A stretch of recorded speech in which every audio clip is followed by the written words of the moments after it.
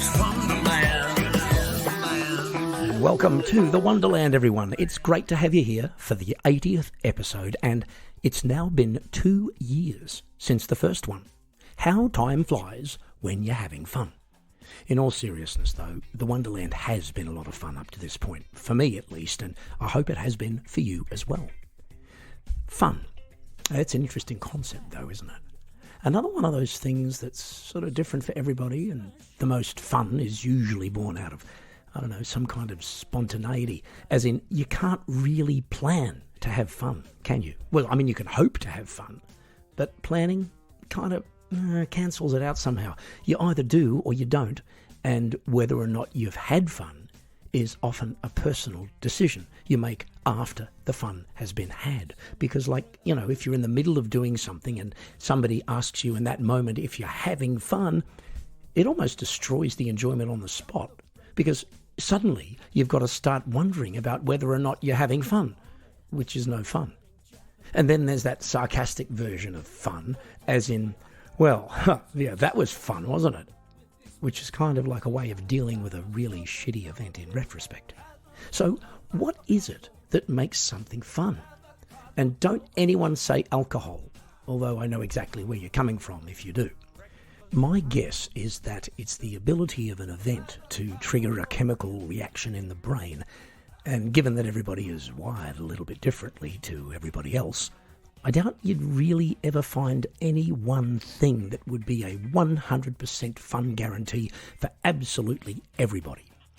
But I guess we can all continue to have fun looking for it, can't we? Anyway, on with the show. And it's times like this that my mind goes to pizza. That doesn't mean it turns into pizza, but it starts thinking about pizza.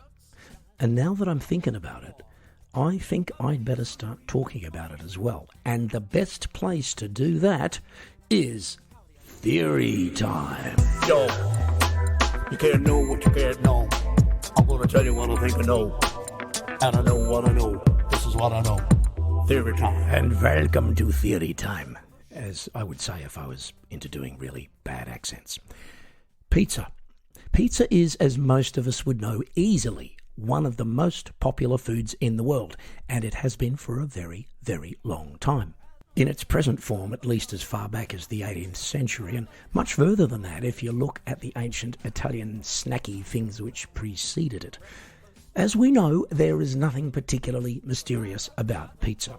If you break it down, it's a wheat flatbread crust adorned with cheese and tomato sauce and salami and some spices and/or, you know, literally any number of other toppings, heated up in an oven until it's melty delicious, and there you go. It's popular, of course, around the world, but I remember some years ago, the country with the highest consumption of pizza per head of capita was not Italy, not America, not Australia, not Great Britain, but Norway. At the time I was working in Norway a lot, as I still do, and I remember not finding that particularly difficult to believe. Look, everyone in Norway seems to love pizza, and they will eat it at every opportunity. Norwegians are extremely pragmatic about a lot of stuff, including pizza. Their attitude is that if it's edible and tasty, you can and should eat it whenever you want to. In Europe, at least, the beautiful thing about pizza is that you really can eat it any time of the day or night and get away with it. It's not unusual for Europeans to have bread, cheese, meat and tomatoes for breakfast. So, hey, why not pizza? What's the difference? None. That's what.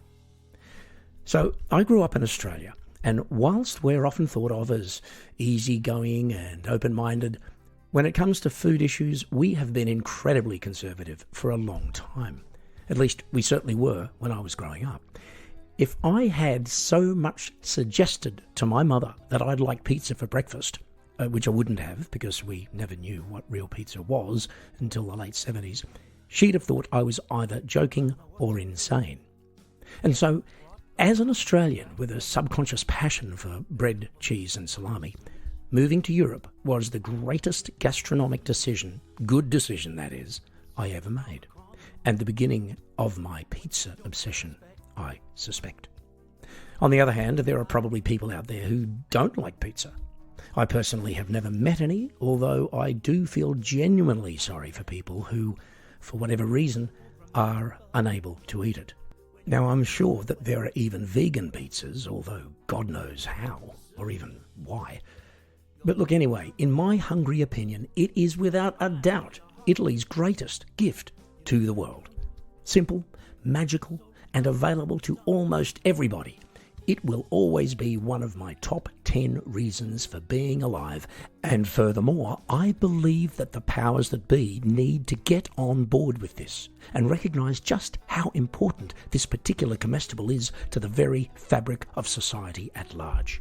Look, there's no doubt in my mind that at least 79.3% of the world's great achievements of the last 150 years were, in part, due to the power of this culinary masterpiece. Now, while I'm not suggesting that anyone would have had a mouthful of cheese crust pepperoni with extra anchovies whilst splitting the atom for the first time, or climbing Mount Everest, or putting a man on the moon, pizza would have been there at some point during the planning stages and the brainstorming sessions which would have preceded those actual events. Actually, I think we can probably strike the Apollo 11 moon landing off that list. Because let's face it, highly unlikely that, Mission Control wouldn't have ordered out for a few dozen family-sized Supremes just to stay focused, simply because you cannot look at a TV screen for anywhere near that long without pizza, right? Exactly. And so, ladies and gentlemen, I submit to you that the importance of pizza to humanity is declared undeniable. Furthermore, I believe it is essential, via close consultation with UNESCO, UNICEF and the United Nations, that we ensure that every child on this planet has the inalienable right to clean water, fresh air, and education, and pizza. This is what I know. Theory time. Today's inspirational, possibly fattening, but unquestionably delicious edition of Theory Time. Of course, another thing that goes really well with pizza is music. So it's a happy coincidence that we now find ourselves staring right down the barrel of Song of the Day. And today's offering comes to you from one of our Wonderland-approved artists, Loftus, the brainchild of my good buddy Mark C. Cole. And this is a track off the new album Northern Tales, and it's called Make You Feel. Take a listen.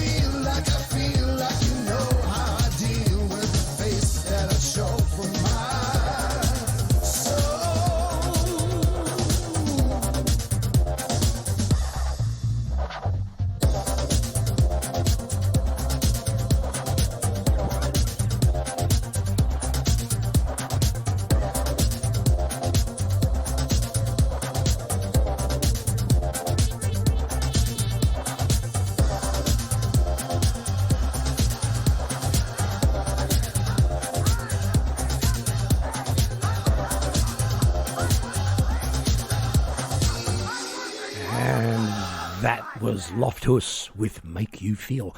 And you can check out the entire album on Spotify or, I believe, any of the streaming services. Now, our next segment defies explanation or categorization. But as we all know, there's always time for Good Times with Big Geoff and Little Kev. I have to start with something. Hey, You sound like you're ill or something. I'm dying over here. Sounds like a sheep. I've got a story for you about a sheep. Good. Okay, it's fine. No, goats aren't interesting. No, actually, it's about a goat. It's not as interesting. Kevin, okay, I've got a very important thing to talk to you about. Now, you can have, you know how you have an overpass, right? That's like, let's say you're on a highway, and an overpass is like a bridge above you where cars and trucks or whatever are travelling. And we call that... So it's like an underpass. Well, more like an overpass, really, because it's above you. If it was an underpass, is there such a thing as an underpass? But no, it's not an underpass because it's above you. It can't be. Yeah. If you're up top and you're looking down, that would be an underpass. But my question, Kevin, to you is there such a thing as an underpass? Is that a thing? I mean, really? Is it a thing? So there are underpasses. Yeah, I'm going through the underpass right now. Okay, all right. Okay, let me ask you this. Okay. You can have underpants, but can you have overpants? Some people would say yes. No, some would. If you were riding horses or doing snow skiing or something and you have a pair of jeans on... Well, snow skiing. What other skiing water is there? skiing. Oh, yeah, there's water skiing. But who says snow skiing? I Nobody just did. says snow I skiing. said it. Skiing's first, and then there's like water skiing because that came second. No, there's skiing on different things. Not everybody is from Canada, Kevin. Not everybody. Yeah, maybe not. Maybe not. Can we get back to your underpants? Overpants, folks. They go over jeans if you're going skiing. Not water skiing, funny enough. Snow skiing, yes. Or horse riding. Yeah, but nobody wears jeans with overpants. I have done it. Yes, it can be done. You could wear underpants under overpants, but you wouldn't because you'd be cold, right? Because those overpants, they're not thick. They're just like protective, waterproof type things, right? Listen, isn't that what overpants are? I don't know. I don't know how we went from underpass to overpass to underpants and overpants. Well, imagine that you're on an underpass in overpants, and that somebody else is on an overpass in underpants.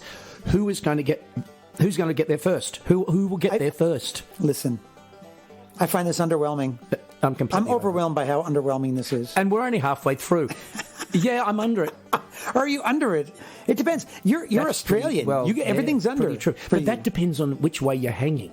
Because I like to say, an underbite is merely an overbite if you're dangling in front of somebody's face upside down and you're looking at them. Then if they have an overbite, you are seeing an underbite, right? And vice versa. Oh. Bruce Springsteen. Bruce Springsteen has an underbite, doesn't he? He's saying like this. Every now and then, you would see somebody lowered via a rope down from the like above the stage, head first, lowered in front of where he was singing, in front of his microphone stand. Did you say down from below? Above the stage. Down from above the stage. Above the stage. See, like you've coming got this down problem, Geoff. On a rope, tied around their ankles, and they're lowered, so their face ends up right in front of Bruce Springsteen's face. He's there singing with a what is it? Does he have an overbite? It depends on how you're looking at it. If the person hanging from the rope is looking at him, it's an overbite. So you're telling me that normally Bruce is walking down the street, someone says, "Hey Bruce, how's it going? You got an underbite?" Well, they could. I mean, maybe he doesn't like that, but he does have an underbite, meaning his lower jaw is out a little bit further than his upper jaw. Bruce Springsteen strikes me as a very regular guy, he's unpretentious. He'd say, "Yeah, I've got an underbite. That's just what's it to you?" Exactly. Yeah, and he'd probably say that because he's a kind of a regular guy. So anyway, can I come back to the person who's being lowered down in the middle of the concert over the stage? Please. Right. I'm not sure where this is going, Well, let me tell you Geoff. where it's going, Kevin. It's going a little bit further down because he's not quite level with Bruce's eyes. Okay, hang on. No, bit more. Okay, now he's level. He's looking at Bruce's face and he's thinking, okay, what was an underbite is now an overbite. So he can leave that concert venue, go to his friends and say, from my perspective, Bruce Springsteen has an overbite. And he would be correct because that is his honest perspective on the issue. Am I correct or am I correct? So, I don't know. Does the water go the opposite direction when you flush it in Australia? Well, it depends what the direction opposite is, Kevin. It's like, is the left-hand side of the road the right-hand side? Is the wrong side? Is the left the right side? I don't know. Yeah. I see. Oh, right. That's what I'm saying, Geoff. This is the point I'm trying to make. And I think I made it. Yeah. I think I made it just now. Yep. You definitely did. But What was it again, though? Wasn't it something about a goat?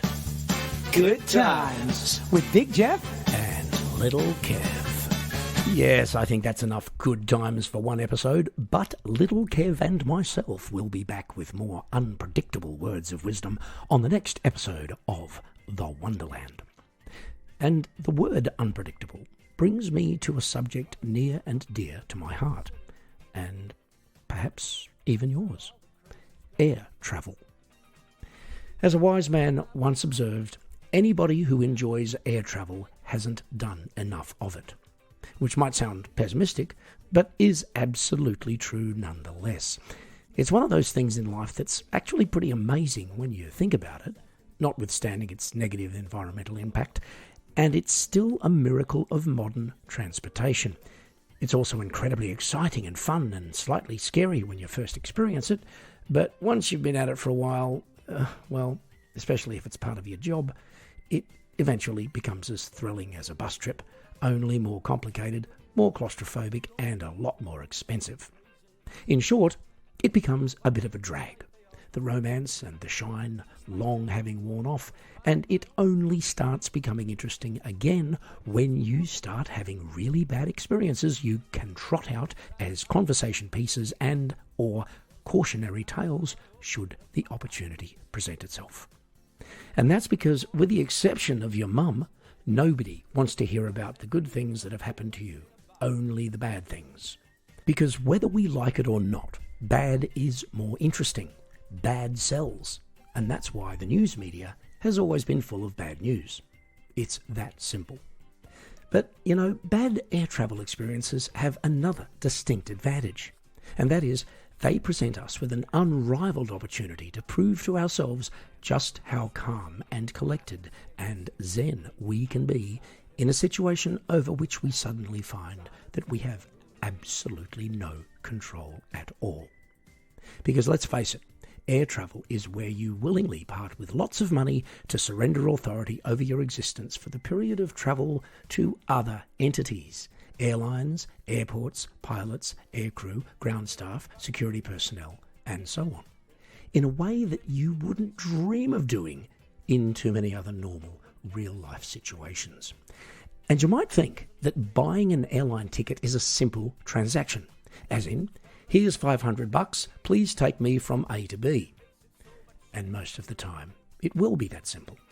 But as I recently discovered, it doesn't take much to go wrong in the complex machinery of air travel for us to suddenly realise how little, if any, control we have over this simple transaction, which then seems a lot more like, here's $500, please do whatever you want, whether I like it or not, and if something happens, you can run away and I'll have to take care of it. I and many other frequent flyers have learned that airlines are not in the business of making dreams come true, getting you there on time, or even making you feel important, but rather in the business of making money. And fair enough, it's a business, it's not a charity. But what gets up my nose is that we're constantly being lulled into a false sense of security, courtesy of advertising suggesting that they sincerely care about our travel experience, value our loyalty, and that customer service is their top priority. And the fact is, just about all businesses secretly regard customer service as a necessary evil. It's also often an illusion, and very often something you can't complain about, because very often there isn't any. One large European airline in particular seems very proud of the fact that its customer service is available on social media. Look, the trouble is, chatbots aren't real people. And in my experience, if your query amounts to anything more than something incredibly basic, your inquiry will be put in a queue for the attention of an actual human customer service representative, for which you'll likely be waiting a very long time indeed. Anyway, we're stuck with it. I think the only thing we can do about this is to simply lower our expectations of airlines generally. Meanwhile, they could at least pursue a more honest, realistic line in their marketing. You know, something along the lines of, doing our best to get you there, or your money makes our smile worthwhile, or fly with us and let's hope nothing goes wrong. So while we're on the subject of feeling manipulated, this is something which actually happens to us a lot more often than we might think. And of course, not just by airlines, businesses, but also by people. And I would like to talk about that on our second favourite segment of the Wonderland right now, and that's Geoff's Thought of the Day. I was thinking about something, I think it was the thought of the day. I think it was the thought of the day. And welcome once again to Thought of the Day. At the risk of stating the bleeding obvious, just about every single person on the planet over the age of 2 has, at some time or another, acted selfishly, disregarded others, screwed up, behaved badly, been a lousy friend, and so on and so on and so on. Now, I know I definitely have, no doubt about it. And there is a price to pay for this further down the line. And this is something we discover and hopefully learn from as we get older. So the other day, I was looking for an expression to describe an acquaintance of mine who seems to have not learned much at all about the knock-on effects of his behaviour and continues to go through life blaming everything and everybody else for his own misfortunes when they are clearly derivative of his own choices and thus entirely of his own making. Anyway, one of the words which might fit such a person is manipulative. A term often used to describe somebody who routinely treats others in such a way as to bring maximum benefit to themselves. End of story.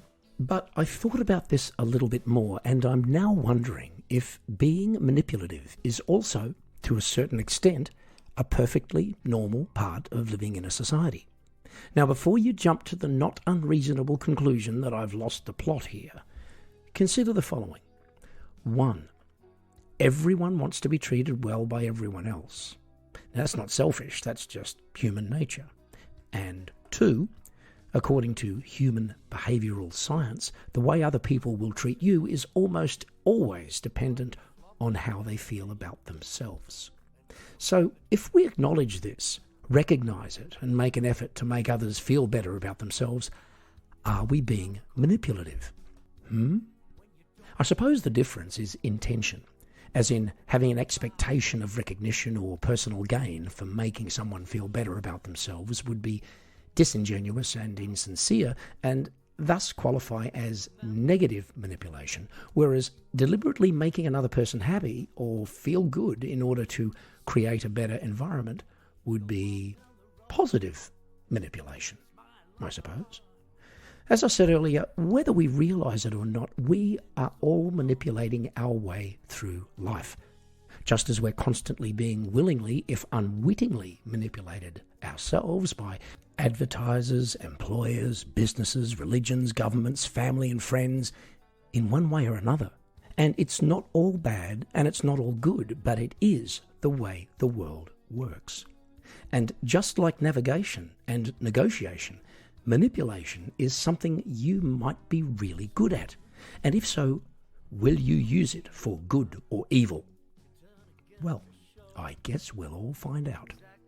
Eventually. I think it was the thought of the day. And that's it for Thought of the Day, and yet another episode of The Wonderland. Thanks for joining me, and thanks as always to Little Kev for being the better half of today's Good Times segment. And if you're a Wonderland virgin and you like the cut of our jib, don't forget to check back in for a brand new episode every 2 weeks. In any case, folks, we're out of here. So take care, and I hope to be talking at you again real soon on the next exciting episode of The Wonderland.